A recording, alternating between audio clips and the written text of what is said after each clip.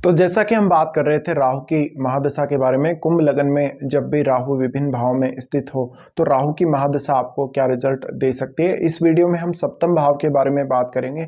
जब भी किसी जातक का कुंभ लगन हो और राहु सप्तम भाव में स्थित हो तो राहु की महादशा आने पर आपको क्या रिजल्ट देखने को मिल सकते हैं। देखिए, राहु अगर आपका 7th में है तो फिर सिंह राशि का ऐसा राहु होगा और मोस्टली ऐसा राहु आपके लाइफ में काफ़ी कुछ लेकर आता है। हाँ, यहाँ पे आपको पार्टनरशिप और मैरिज से उतना लाभ नहीं होता, लेकिन आपकी खुद की जो आत्मनिर्भरता है खुद पर, उसको लेके ऐसा राहु काफ़ी अच्छा है। आपके सोशल नेम फेम को लेके ज़्यादा अच्छा है यहाँ राहु। साथ ही आप में एक स्पेशल टैलेंट राहु देता है।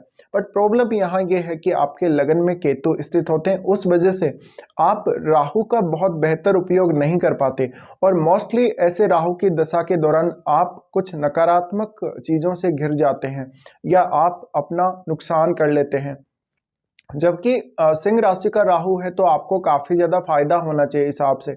बट अब यहाँ पे अगर आप मैरिड नहीं है, आप अनमैरिड हैं, तो आप राहु की दशा का ज़्यादा फायदा उठा सकते हैं। अगर आप मैरिड हैं तो आपको काफ़ी प्रॉब्लम आएंगी। देखिए, राहु यहाँ सप्तम भाव में स्थित है तो अब डिपेंड ये भी करता है कि आप कौन सी एज में हैं, कब आपको राहु की दशा आ रही है। जैसे कि आपको स्टार्टिंग में एक स्टूडेंट के रूप में हो तब दशा आ रही हो, या मिड एज में, या फिर बहुत लेटर एज में ऐसी दशा आ रही हो, तो इनका जो प्रभाव है अलग अलग फेज का थोड़ा डिफरेंट रहेगा। इसकी चर्चा हम बाद में करेंगे। बट देखिए, राहु मोस्टली आपको सेल्फ ऑब्सेशन क्रिएट करेगा। इस प्रकार का राहु आपको बहुत ज़्यादा नेम फेम प्राप्त करने के लिए प्रेरित करेगा, एक स्ट्रॉन्ग विल देगा, एक मजबूत इच्छा शक्ति आप में डेवलप करेगा और बहुत सारी करिश्माई क्षमता आपके अंदर डेवलप करेगा। यहाँ पे राहु है तो जातक लीडरशिप में बहुत ज़्यादा अच्छा हो सकता है राहु की दशा के दौरान, और वो लोगों के साथ डीलिंग करने में काफ़ी अच्छा हो सकता है। इवन वो अपने जो भाई बहन है उनके साथ उतना अच्छे से डील नहीं कर पाएगा, अपने पार्टनर या बिजनेस पार्टनर्स के साथ उतना अच्छे से डील नहीं कर पाएगा। बट अगर वो सेल्फ डिपेंड होके कोई काम करे, सेल्फ डिपेंड होके कोई भी बिजनेस करे तो ज़्यादा बेहतर है। यहाँ का राहु आपको बार बार फोर्स करता है जीवन में कुछ एक्स्ट्रा करने के लिए, जीवन में कुछ नया करने के लिए। साथ ही ऐसा राहु आप में काफ़ी ज़्यादा टैलेंट को लेकर आता है, हर काम के लिए एक प्रतिबद्धता, एक मजबूत इच्छा शक्ति को लेकर आता है, एक मजबूत आत्मबल को लेकर आता है। राहु अगर 7th हाउस में स्थित है सिंह राशि में, तो ऐसा राहु आपको बार बार फोर्स करेगा विभिन्न प्रकार से धन संपत्ति की प्राप्ति के लिए। बट क्योंकि 5 नंबर का राहु है यानी सूर्य की राशि का राहु है, तो मोस्टली आप अपनी खुद की क्षमताओं पर बिलीव करें, आप अपनी खुद की क्षमताओं पर फोकस करें और अपने आप को बहुत ज़्यादा टैलेंटेड बनाने का प्रयास करें। अब हो सकता है कि राहु की दशा आपको बहुत अर्ली एज में आ रही हो तो फिर आप उसका ज़्यादा फायदा नहीं उठा पाते, लेकिन अगर मिड एज या लेटर एज में ऐसी दशा आ रही हो तो आप खुद के लिए इस दशा का फायदा ज़्यादा से ज़्यादा उठा सकते हो। बट राहु आपको काफ़ी इल्यूजन भी क्रिएट करेगा, काफ़ी बार आपको इल्यूजन से सावधान रहना पड़ेगा। अब डिपेंड करता है कि आपका सूर्य और आपका शनि कैसी स्थिति में चार्ट में है, उसके अकॉर्डिंग यहाँ राहु काम करेंगे। अगर आपका सूर्य बहुत मजबूत स्थिति में है चार्ट में तो आपको राहु के दशा के दौरान काफ़ी नेम फेम मिलने के चांसेस हैं। अगर आप अनमेरिड पर्सन हैं और आपको राहु की दशा आ जाती है तो हालांकि आपका मैरिज होता है राहु की दशा में, बात वो नहीं है, बट आपका जो कैरियर है वो किस दिशा में जाएगा, आपका ओवरऑल पर्सनैलिटी वो कैसे डेवलप होगा, आपकी लाइफ किस साइड चलेगी, ये बहुत महत्वपूर्ण है राहु की दशा के दौरान। क्योंकि आपको ऑलरेडी पता है कि रिलेशनशिप या मैरिड लाइफ में तो कुछ खास आपको एक्सपेक्ट नहीं करना चाहिए, लेकिन पर्सनली खुद को ग्रो करने, खुद को जीवन में आगे बढ़ाने के लिए आपको हमेशा प्रेरित होना चाहिए राहु की दशा में। तो ऐसा राहु आपको आउट ऑफ द बॉक्स चीज़ें करने के लिए प्रेरित करेगा और ऐसे में आप अपने आप को लेकर बहुत ज़्यादा ऑब्सेस्ड नजर आएंगे। अगर आप बहुत ही संयमित तरीके से राहु की दशा में काम करते हैं, संयमित तरीके से निर्णय लेते हैं, तो आपके लिए बहुत अच्छा होगा राहु की दशा। आपको काफ़ी बार राहु जीवन में आगे बढ़ने के अवसर देगा। बट अगर आप बहुत ज़्यादा घमंडी हो जाते हैं, आप में बहुत ज़्यादा अहम आ जाता है या आप बहुत ज़्यादा ज़िद्दी हो जाते हैं, तो ये आपको परेशान कर सकता है, आपको काफ़ी नुकसान भी दे सकता है। अब अगर हम इसके जो नेगेटिव इफ़ेक्ट्स हैं उसकी बात करें, तो सप्तम भाव का राहु अगर किसी को, आप अगर मैरिड हैं और उस समय दशा आ रही हो, तो मैरिज टूटने के चांसेस बहुत ज़्यादा रहते हैं। उसके बाद आपका दूसरा मैरिज होने के चांसेस काफ़ी बार रहते हैं, लेकिन वो राहु में शुक्र की अंतर्दशा के दौरान ज़्यादा देखने को मिलता है।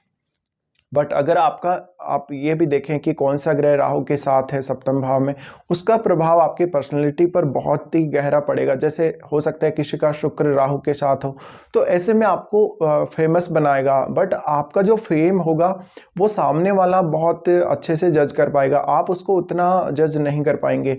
या आपका जो सामने वाला पर्सन होगा जिसके साथ भी आप डील कर रहे होंगे, वो आपको ज़्यादा अच्छे से पहचान पाएगा, बट आप खुद की क्वालिटीज़ पे, खुद के गुणों पे हमेशा डाउट ही करेंगे। ये भी एक बहुत बड़ी समस्या है। तो यहाँ पे राहु इतना मजबूत, यहाँ सिंह राशि में राहु होते हुए भी आपको किसी ना किसी की गाइडेंस की ज़रूरत पड़ेगी, किसी ना किसी की सलाह की अवश्य ज़रूरत पड़ेगी। और अगर आप मैरिड पर्सन हैं, तो राहु की दशा के दौरान आपको विदेश के अवसर बहुत ज़्यादा मिलेंगे। आप हो सकता है कि कभी-कभी मैरिज होते ही तुरंत आप विदेश सेटल होते हैं, या आप मैरिड हैं तो राहु की दशा स्टार्ट होने के बाद आपको चांसेस देता है राहु। तो यहाँ पे एक स्ट्रॉन्ग स्थिति है, हम बोल सकते हैं कि आपको अवसर तो बहुत ज़्यादा मिलते हैं, जीवन में आगे बढ़ने के मौके बहुत ज़्यादा मिलते हैं, लेकिन उन अवसरों को आप किस प्रकार से लेते हैं, किस प्रकार से उनको हैंडल करते हैं, ये बहुत अहम है आपके लिए। फिर जो आपके सामने जो पर्सन आते हैं, आप जिन लोगों से डील करते हैं राहु की दशा के दौरान, वो एक बहुत ही बड़ा इम्पैक्ट आपकी लाइफ पर डालता है। देखिए, सप्तम भाव में अगर राहु है, तो सप्तम भाव पर राहु पर अगर किसी शुभ ग्रह की दृष्टि भी हो, तो भी कभी-कभी राहु यहाँ उतना अच्छा रिजल्ट नहीं देता है। और गुरु का एस्पेक्ट हो, तो आप हमेशा ये ना समझे कि गुरु का एस्पेक्ट होने की वजह से आपको सब कुछ यहाँ अच्छा ही मिलने वाला है। ऐसा जातक ज़्यादा हार्ड वर्क करेगा अपनी लाइफ में, वो और उसको जो चाहत होगी, उसको जो इच्छा होगी, वो बहुत ही ज़्यादा होगी कुछ पाने की या जीवन में कुछ करने की। बट मोस्टली वो अपने खुद के गलत डिसीजन का शिकार होगा, गलत डिसीजन की वजह से वो राह भटक जाएगा। इस वजह से आपको किसी ना किसी की सलाह की ज़रूरत अवश्य ही पड़ती है। फिर यहाँ अगर आपका ऑलरेडी मैरिज हुआ है, पहले राहु की दशा से पहले ही हो चुका है, तो आपको रिलेशनशिप बिगड़ने के काफ़ी ज़्यादा चांसेस रहते हैं, क्योंकि यहाँ पर राहु आपको मल्टीपल रिलेशनशिप की तरफ लेकर जाता है। और सामने वाला जो पर्सन होता है वो सिंह राशि होने की वजह से काफ़ी ज़्यादा डोमिनेटिंग होता है, तो आप उसका सामना नहीं कर पाते, वो आपको काफ़ी डोमिनेट करता है हर मामले में। साथ ही यहाँ पे आपका अगर मैरिज हो चुका है और मैरिज होने के बाद राहु की दशा आ रही हो, तो अपने जीवन साथी पर कम से कम डिपेंड रहें। अगर आप ज़्यादा डिपेंड रहेंगे तो आपको ज़्यादा दिक्कतें आएंगी। साथ ही ऐसा राहु आपको विदेश के थ्रू काफ़ी गेन दे सकता है, इवन विदेश में सेटल कर सकता है, बट हमेशा पार्टनरशिप और रिलेशनशिप में आपका नुकसान ही करेगा। साथ ही साथ ऐसा राहु आपको हमेशा एक ऐसी इच्छा जिसमें आप सच में खुद कुछ ये पता नहीं लगा सकते कि आप वास्तव में क्या पाना चाहते हैं, बट एक ऑब्सेशन, एक सेल्फ ऑब्सेशन राहु हमेशा क्रिएट करके रखेगा जब भी राहु की दशा जब तक रहेगी, कि आप वास्तव में कुछ पाना चाहते हैं या अपनी लाइफ में कुछ बहुत ही अलग करना चाहते हैं, बट आपको वो रास्ता नहीं मिल रहा, आपको आगे बढ़ने के लिए वो डायरेक्शन नहीं मिल रहा है। ये एक बहुत बड़ी दिक्कत आपको आएगी। तो यहाँ पे राहु की दशा के दौरान अब आपका पर्सनैलिटी, आपका ओवरऑल नेम फेम काफ़ी अच्छा होगा, बट आपको वो पता नहीं लगेगा वास्तव में, क्योंकि आपका लगन में केतु स्थित है। इस वजह से आप ये नहीं पहचान पाएंगे कि सामने वाले किस प्रकार से आपको जज कर रहे हैं, जो लोग आपकी लाइफ में आ रहे हैं, जो लोग आपके कनेक्शन में आ रहे हैं, वो किस प्रकार से आपको देख रहे हैं। बट सामने वाला जो पर्सन होगा बहुत ही अच्छे से आपको जज करेगा। तो यहाँ रिलेशनशिप बिगड़ने के, इवन डिवोर्स होने के और मैरिड लाइफ में काफ़ी तनाव होने के चांसेस हैं, बट पर्सनली आप बहुत ज़्यादा प्रोग्रेस कर सकते हो। फिर हम राहु की दृष्टियों की बात करें, तो राहु सबसे पहले देखते हैं आपके 11th हाउस को। 11th हाउस को यहाँ पे 9 नंबर साइन यानी अपनी नीच की राशि को ऐसा राहु देखेगा। तो ये एक प्रॉब्लमेटिक स्थिति हो सकती है कभी कभी धन को लेकर, या एक रेगुलर इनकम सोर्स आपके पास नहीं होता है, आप पैसे को लेके, धन को लेके बहुत ज़्यादा प्रॉब्लम फेस कर रहे होते हैं अपने जीवन में। तो राहु का यहाँ 11th हाउस को देखना उतना बेटर हम नहीं मान सकते। आपको हमेशा ये ध्यान रखना चाहिए कि जो भी पैसा आपको आ गया है उसको बहुत बेहतर तरीके से उपयोग करें, उसका यूज आप अच्छे तरीके से करें, वरना आपको काफ़ी दिक्कतें आ सकती हैं।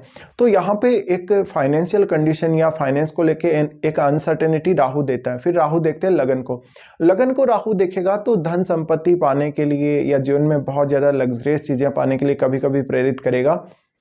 साथ ही ऐसा राहु आपको काफ़ी बार भ्रम देगा, काफ़ी बार ईगो देगा, गुस्सा देगा और दूसरों पर हावी होने की प्रवृत्ति देगा।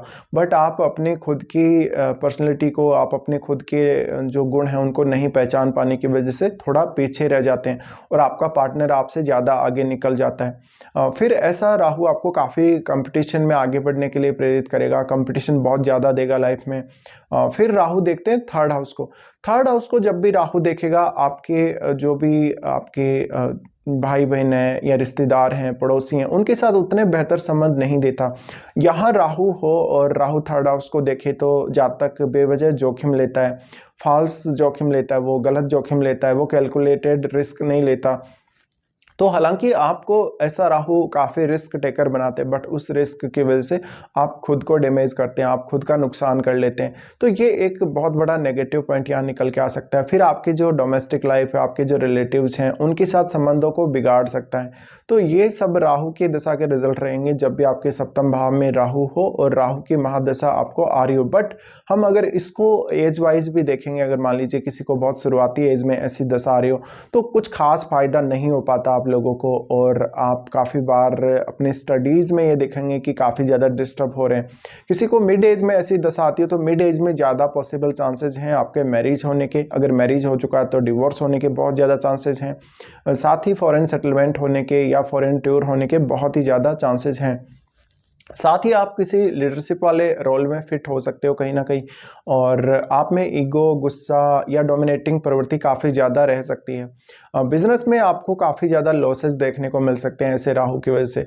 फिर राहु किसी को बहुत लेटर एज में दशा आ रही हो, लेटर एज में दशा आ रही तो आपको पर्सनली नेम फेम बहुत ज़्यादा राहु दे सकते हैं और आपके कुछ कनेक्शन विदेश के साथ भी दे सकते हैं।